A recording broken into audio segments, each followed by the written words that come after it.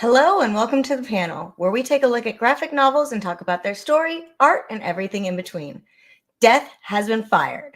With humanity on the verge of discovering immortality, Death's job is no longer needed, and she's sent down to Earth as an immortal. What's a girl got to do to get her job back?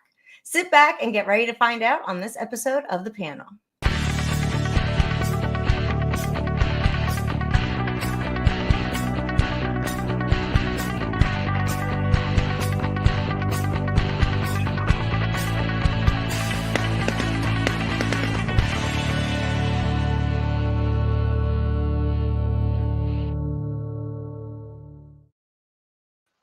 Joining me today, we have from Previews World, we have consumer marketing digital content editor Troy Jeffrey Allen.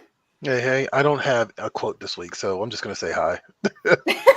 Just keeping it simple. Keeping it simple. All right, and we also have the ever amazing Duchess of Free Comic Book Day, Ashton Greenwood. Hey, howdy, hey. I never have a quote. Well, you have like a signature phrase. So right, yeah, that's your signature phrase. All right. And last but not least, our infamous yet usually behind the scenes producer, Johnny Rose. Infamous. He is infamous. He's also muted. Okay, there he is. No, no. How's everyone doing? Cool. Doing all right. Yeah. Great. Really New Year excited to starting talk off about okay. this. It's interesting. Oh. Not sure how to feel about that. Okay might be a little strong, but it is interesting.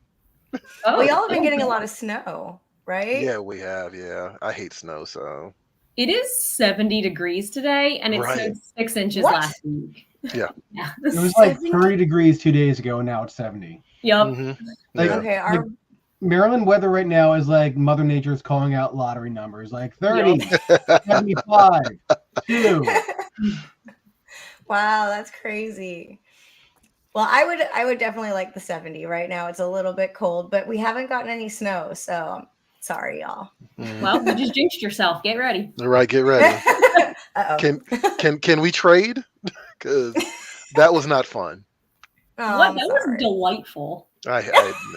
I'm not a fan of snow. Can't do it. Well, something that you could do while you are snowed in is read, and Yes. what we've all been doing is reading Laila Starr. So in Laila Starr, Death has been reincarnated into a human body in Mumbai after her job becomes redundant. In order to save her job, Death embarks on a journey of life and death in order to prevent humanity from discovering the key to immortality. So kind of a heavy theme that we've got going on in this book this month. Mhm. And then I was also thinking back on the fact that there have been like a lot of layoffs too, like lately. So I'm like, man, what's a girl? What does someone have to do to get their job back? In all honesty. So, what was everyone's thoughts going into this graphic novel? I'm going first. Okay, surprise.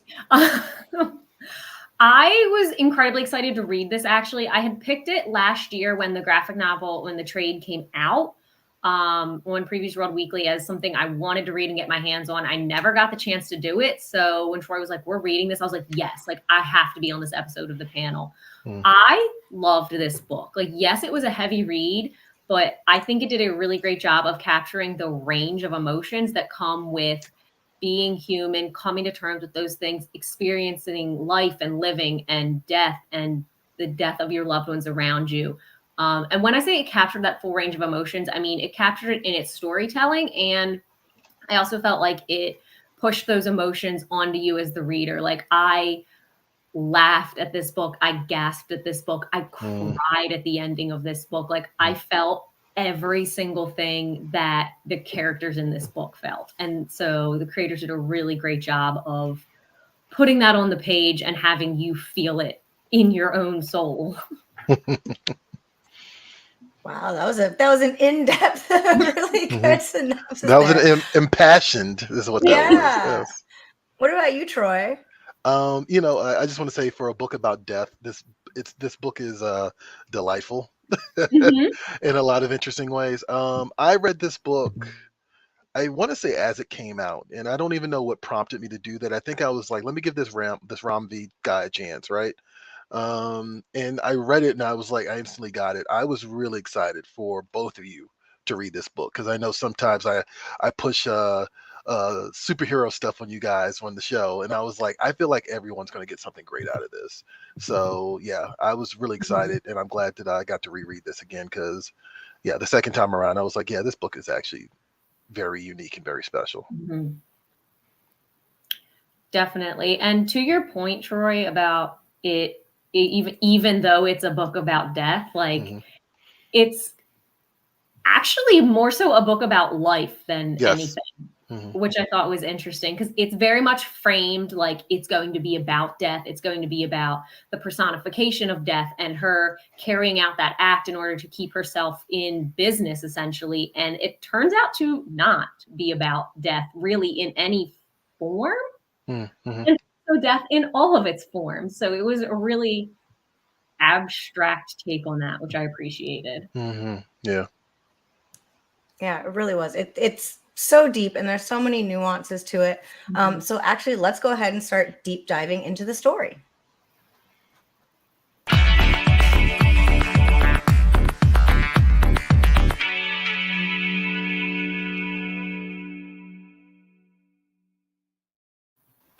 So, Ram V is an Eisner-nominated award-winning author and creator of comics and graphic novels such as Gravity Falls, These Savage Shores, The Many Deaths of Laila Starr, and the Eisner-winning Blue and Green.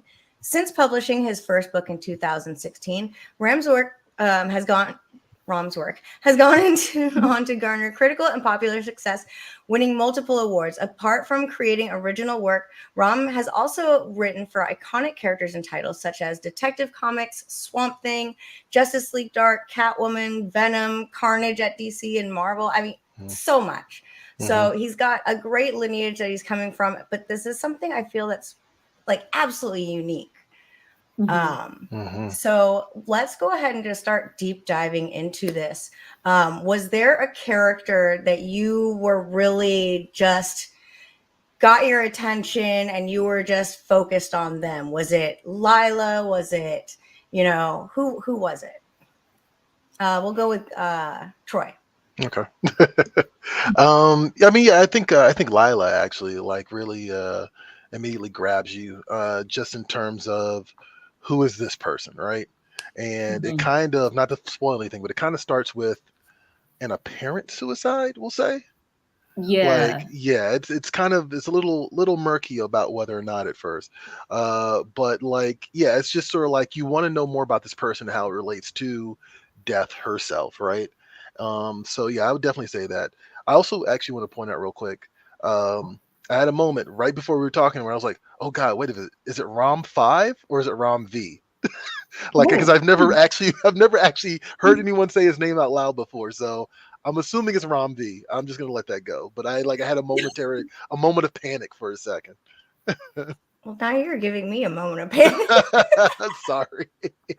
Somebody YouTube it, Johnny. Hopefully, if I'm wrong, someone calls me out in the chat.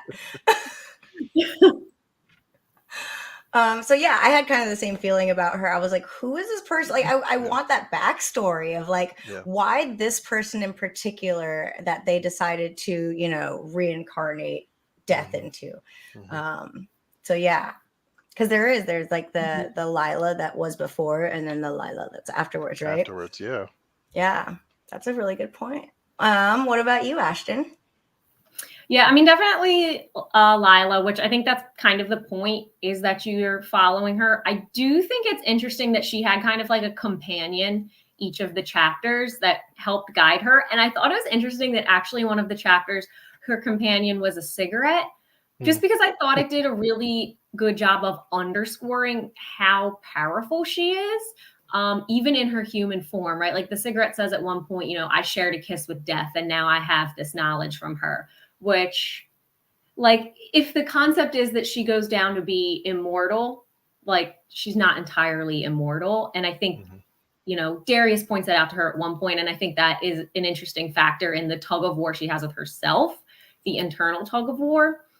And then speaking of Darius, one other thing I wanted to point out, because I thought it was really, really interesting, incredibly nuanced, is all of the ways that Laila Starr dies throughout the book, hence the many deaths Some of them are super common, like the car accident and the drowning, like ways that people frequently die. And then some of them are kind of random, like the building fire and the temple breaking down.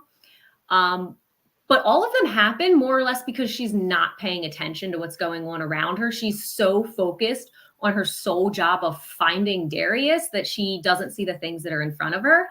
And I think it's interesting that that would ultimately be the same thing that leads Darius to not put out the secret to immortality, that they would actually be kindred spirits in a way. Right. Yeah. Yes, it's V. Okay. Bless. Me, I think you're muted. Who muted V? Who muted? Oh, there we go. Sorry, I was just trying to make sure you didn't get all the other outside noises. But yeah, no, we got it right.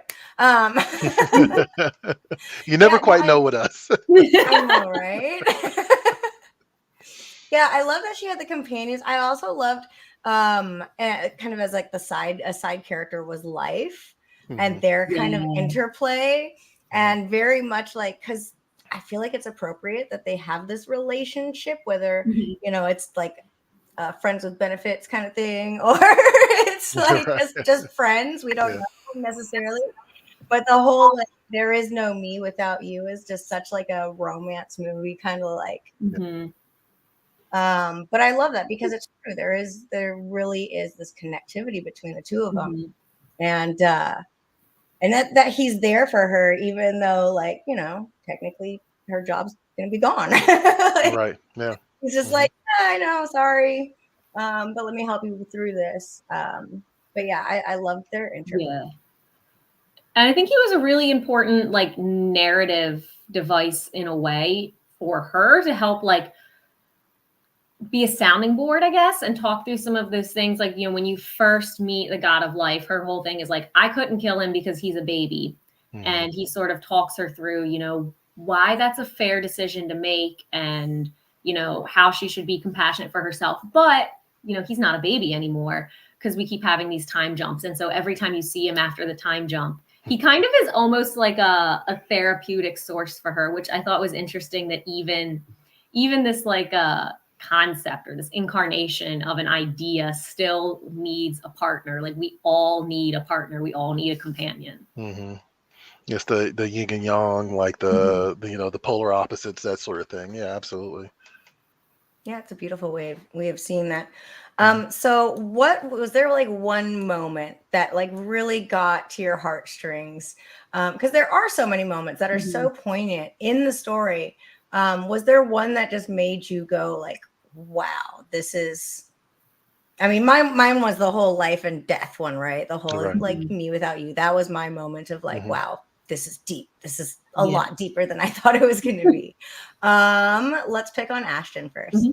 So mine, I actually have this one ready. Like, I literally tabbed it. I don't think you can say it, but I put a tab in my books. I'm like, I need to make sure I mention this. And it comes fairly close to the end when Darius is like the oldest we see him, and the girl takes the dog to him, and he's kind of like doctoring up this dog with the broken leg to make sure it lives. And the quote says, "But life is worthy and beautiful, even if it is not always pretty." And I thought that just one sentence summed up this entire book, and also kind of the entire human experience of like, it's what a blessing. And I know that comes from a place of privilege, but to be able to like experience everything that is life, to love, receive love, to have chosen family and birth family, and experience like beautiful things and the heartbreak and the ups and the downs and everything that is life. It's not always, pretty. It's not, but it's always beautiful, and you always walk away with something. And I thought that one sentence captured everything this book was trying to tell us. Yeah, I think Darius, definitely. I like, you kind of spend the book anticipating their conversation, like, their conversation together and where that's going to go. And it actually cemented the slightly sci-fi angle of the story for me, right? Which is that he's invented a cure for death, right? And like this idea that's kind of presented early on, but it, like the whole time I'm reading, I'm like, well, how did he do that? What is that? Like, you know what I mean? Like the superhero reader in my brain is like, well, what is that? How does that work?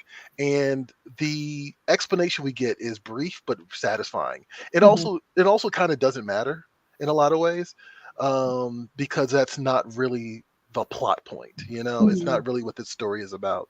Also found myself really liking was it Wei, the guy who's on the at the doorstep every day and is like opening the door and sweeping and everything. Like I thought that was a fun character. I found that character very fascinating. The methodical nature of that character. Yeah. Yeah. Now, one of the things that's really unique about this is the fact that it's set in Mumbai, which leads us into, the Hindu deities, which for me, I will admit, like I read this and I was like, oh man, I really did not keep up with world religion in junior high and high school. And I was like trying to go back and I was really impressed with the fact that like the way that they portrayed the Hindu gods in the comic, was kind of accurate to not only what they would look like, but kind of I feel like what they would be like, Yeah. personality wise. Right. What were your thoughts on I guess it would be Vishnu and oh gosh, what were the other ones? I had them pulled up, and Brahma I think was the creator with the three heads. What were your thoughts on this being with Hindu deities? And I mean, I love the modernization of some of these characters, right? I mean, just like from the jump, like we kind of get to see them as like part of this larger corporate entity, right? Yeah. And I thought that was really fascinating that like you kind of have to run I don't know if you want to call it not the afterlife, but the other world has to run like a business in a lot of ways, right? And that's how we end up with Death being laid off in the first place. I found that really cool and really fascinating, and very unique in a lot of ways. Just sort of like, oh, okay, this is the direction we're going to go. So she is literally getting laid off. Like she literally has like her banker's box of personal life. Right. Yeah, exactly. Like she has to take it with her out of the office. I thought that was really cool and really fascinating. And like the way that it's presented is also like kind of immediate. So you just kind of accept it that it's just part of this story and part of this world, and it just takes you for the ride. I thought that was really neat. Mm-hmm. Agreed. I liked that it was, true to its source material, true to those deities, but like Troy said, presented in a way that felt very digestible if that wasn't information you were super familiar with, and you were able to just run away with it. I thought it was an interesting nod, and Troy kind of touched on this as well, about like having the like super corporate feeling kind of coexist with religion, and what it might look like to have like secularism or like modernism coexist with religion. I thought that was an interesting kind of nod there, a nuanced commentary on that.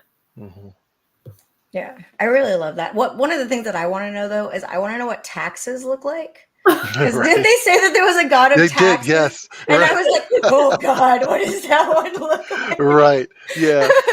And I love that, like, yes, there is a god of death and a god of taxes. Like, I absolutely love that. I thought that was great. Johnny said nothing sure in life but death and taxes. Right. Oh, wow. Honestly. Right. Oh, so true. Now, going into the characters, you got to talk about how they're drawn. And so this leads us going into the art, which is, I think, goes hand in hand with the story on this one. So let's go ahead and start adding art to this conversation.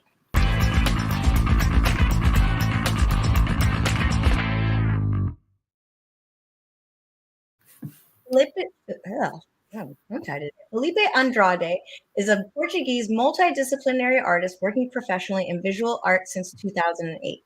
Filipe has coordinated with Marvel since 2009 with his first comic book on Iron Man Titanium.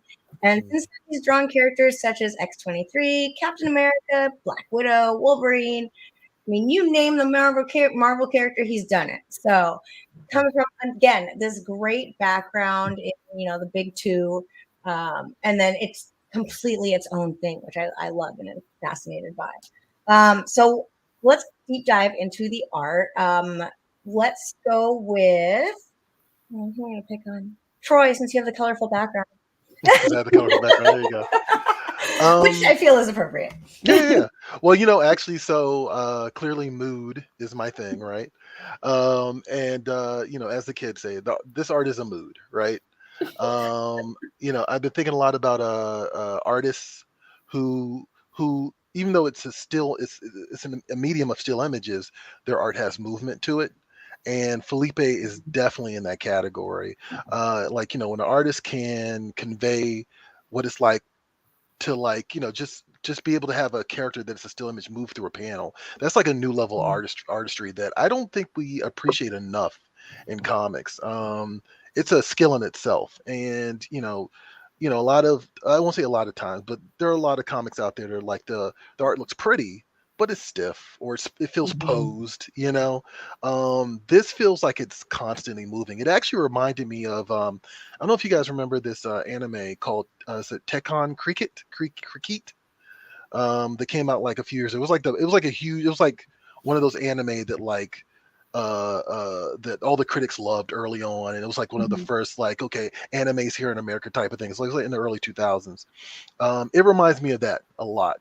I'm butchering the name, but I think it's Tekken Cricket. Yeah, and so it gave me those vibes, and Felipe is just a great artist. It has an energy to it that is not always easy to find.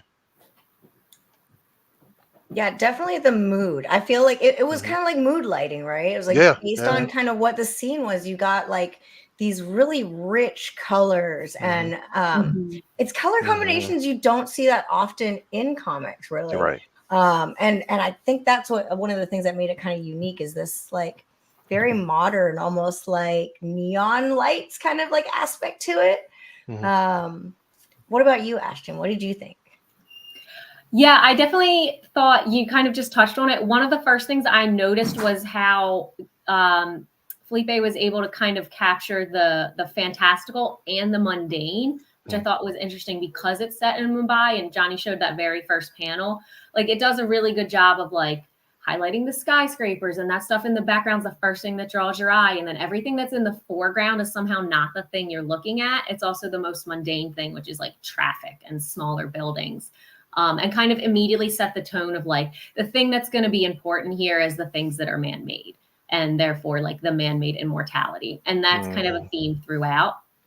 And Troy, you mentioned like the movement. One like a set of panels I really wanted to point out was the third time she meets Darius when he's older, when he's 36, and they kind of like get to have like that conversation about what she wants from him.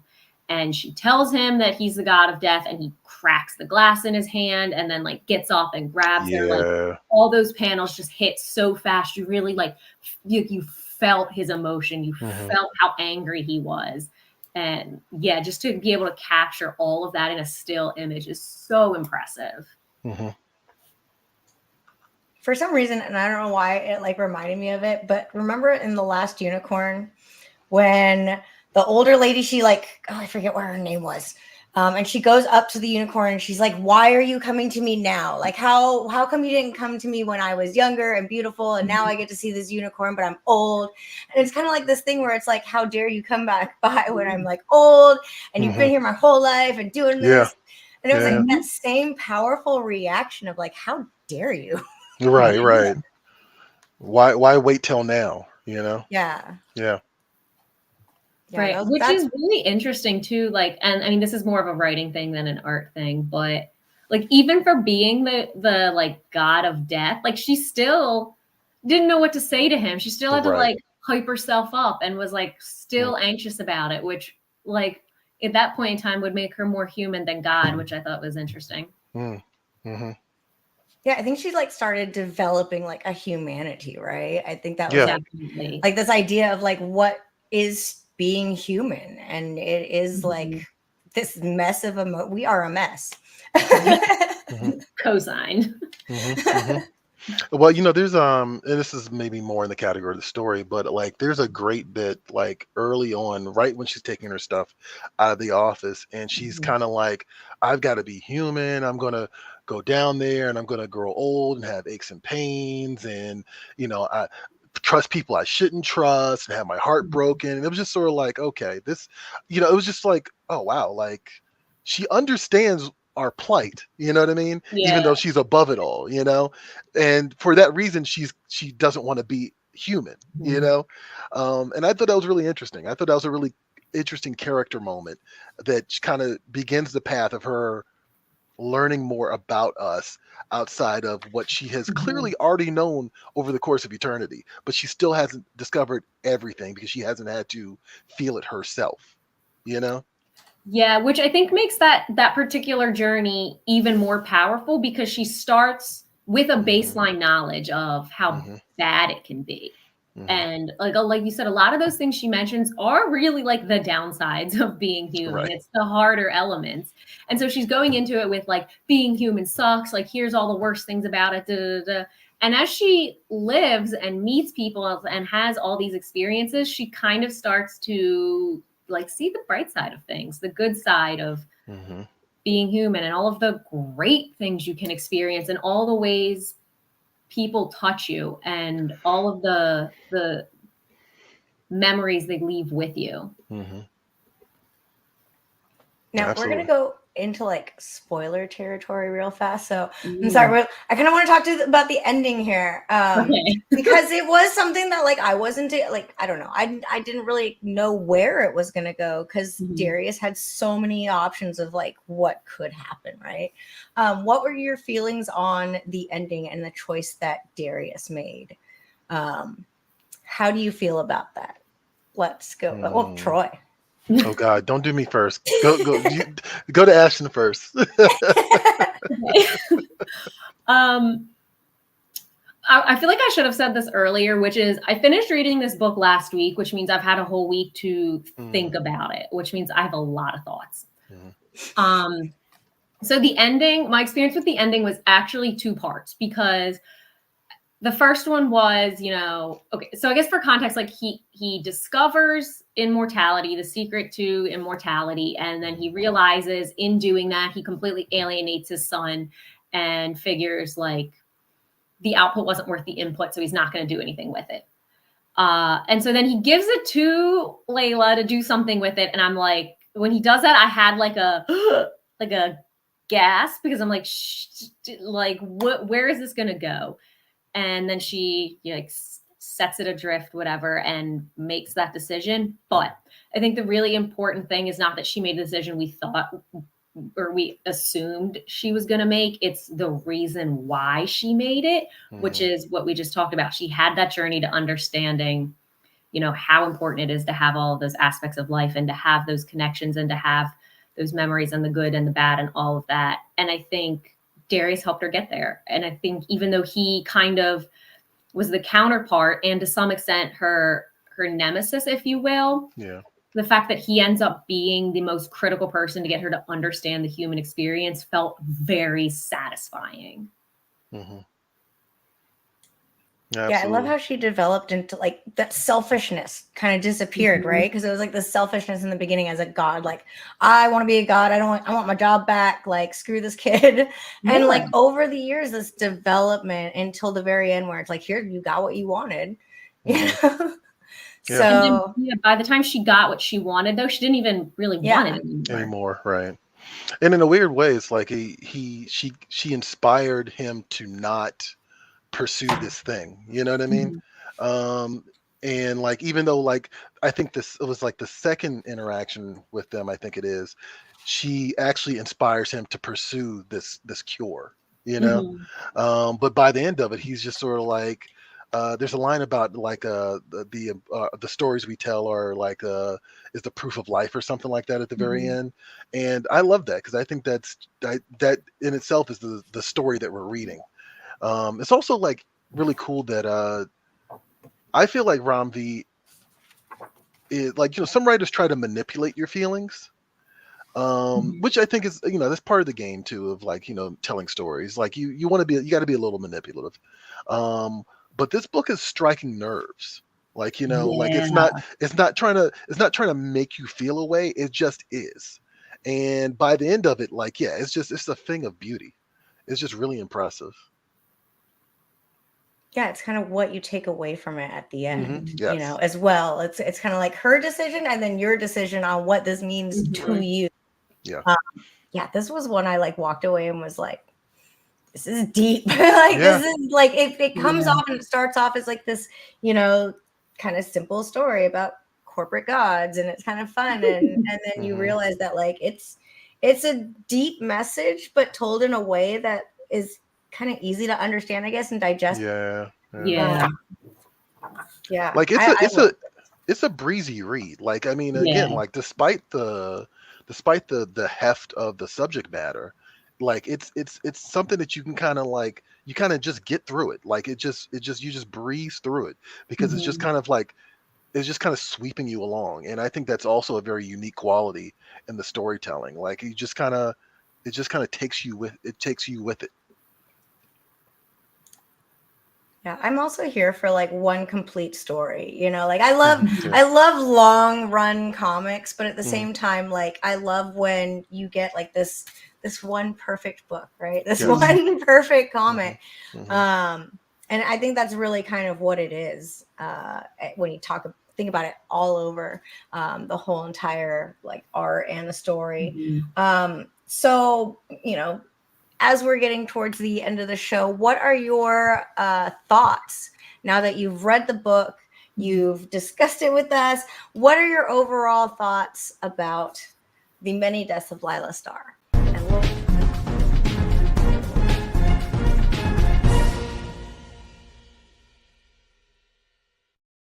look at me forgetting that there's an intro. Really amazing intros.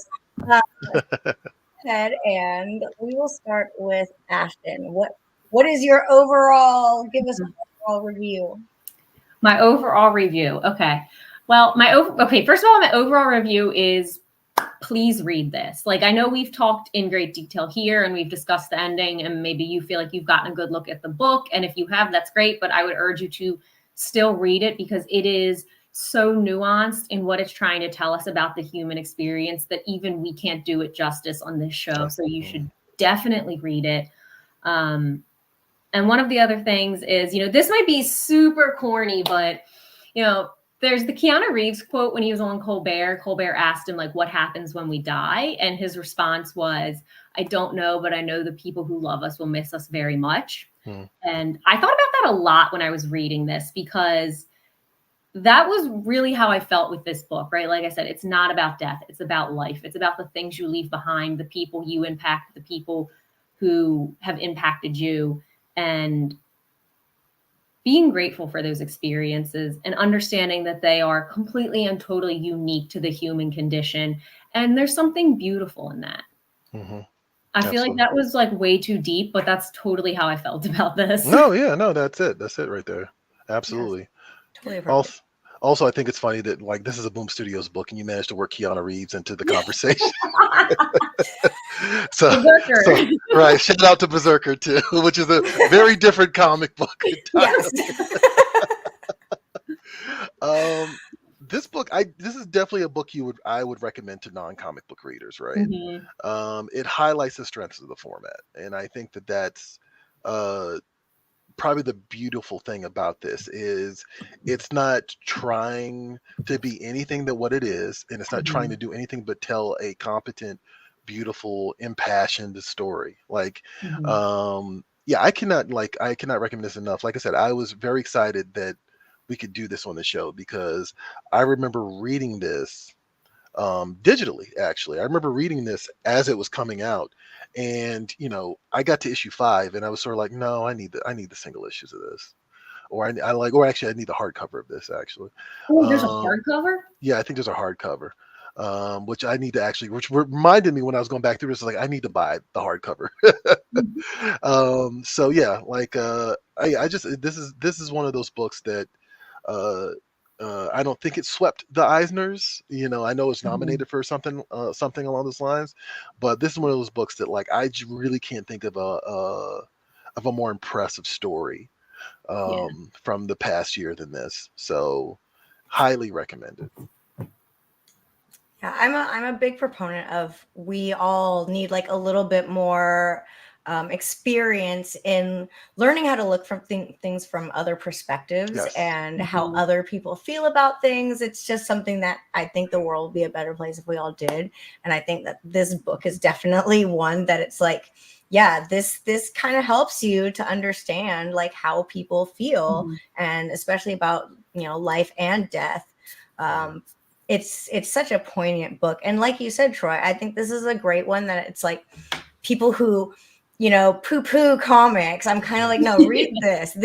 This will change your perspective on comics because you realize that it's like you can approach a very heavy, deep like subject matter, but in a way that's, you know, easily digestible for everyone.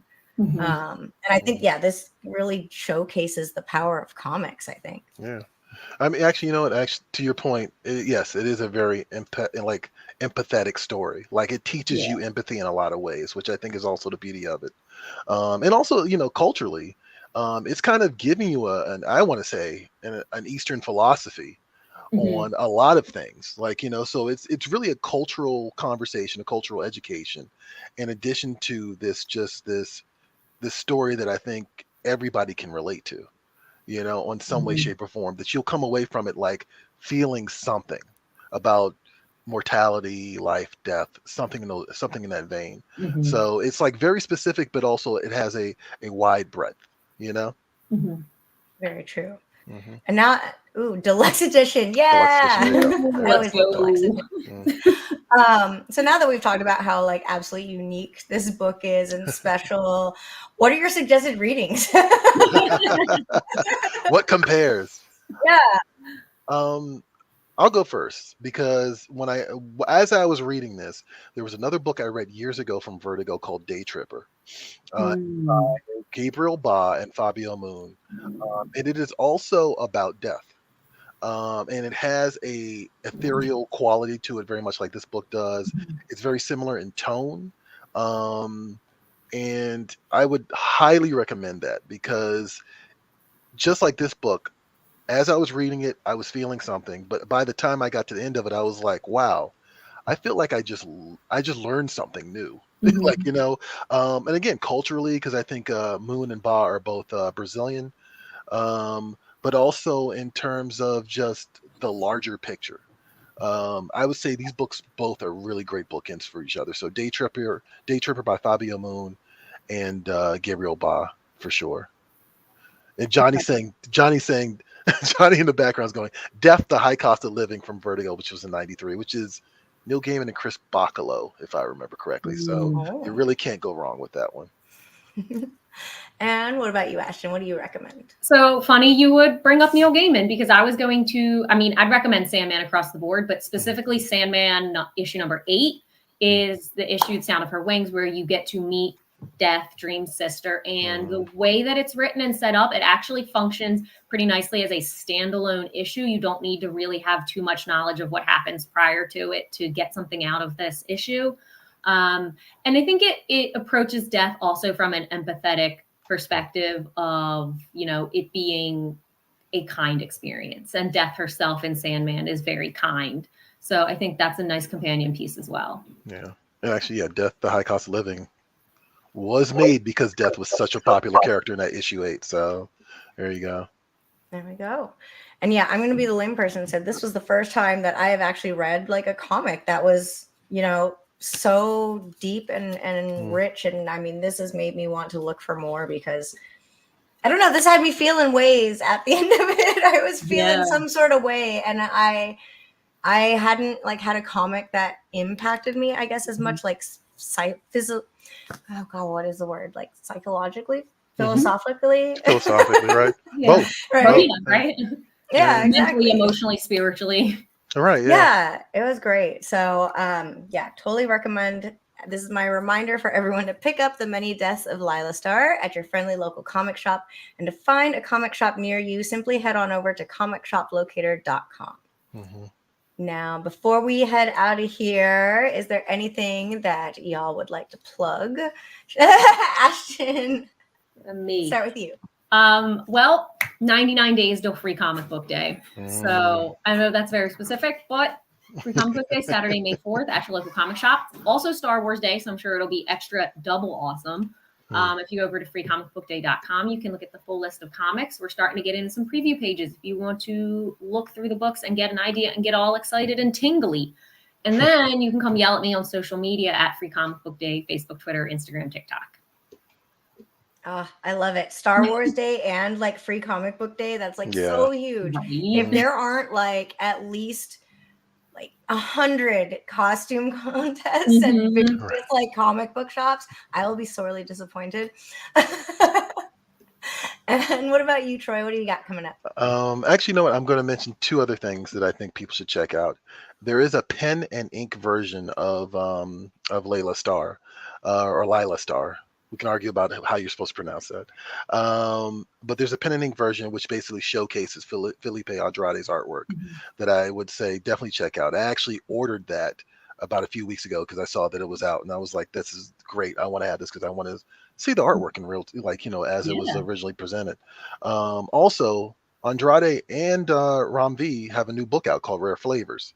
I think it might have just wrapped up, but it is also from Boom Studios, so definitely check that out. As for my own shout outs, you can hang out with me at TJA Comics, on pretty much all social media platforms that aren't geared towards people under the age of 18. And what you trying to say? Which is basically TikTok. And Rexco, my comic imprint. Yeah, Rexco-comics.com. We got some cool stuff over there. I just did a Wu-Tang comic that just I wrote a Wu-Tang comic that just went through the Kickstarter grind. It has been successfully funded. I am one of the stories in the book. So definitely keep an eye out for Rexco-Comics because the plan is to bring, if you didn't catch the Kickstarter, the plan is to have the graphic novel available on our website, but also it'll be available in bookstores and whatnot, I think later in the year. I think they said November or something like that. But also, I got some really cool stuff coming down the line that I won't necessarily give away just yet, but definitely keep an eye on Rexco-Comics.com. That's amazing. Congratulations. Thank you. Awesome.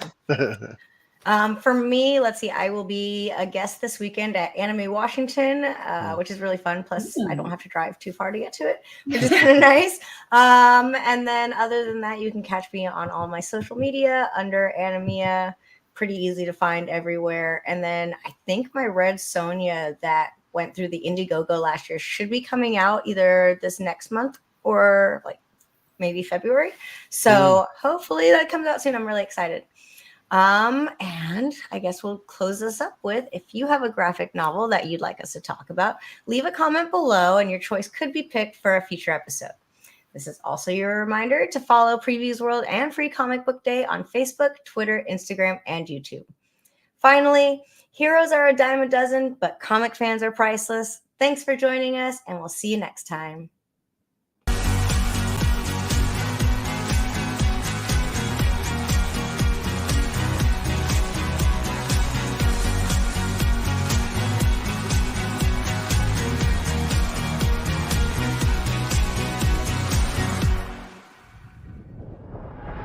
Do you have a suggestion for a graphic novel that you'd like to see discussed on the panel?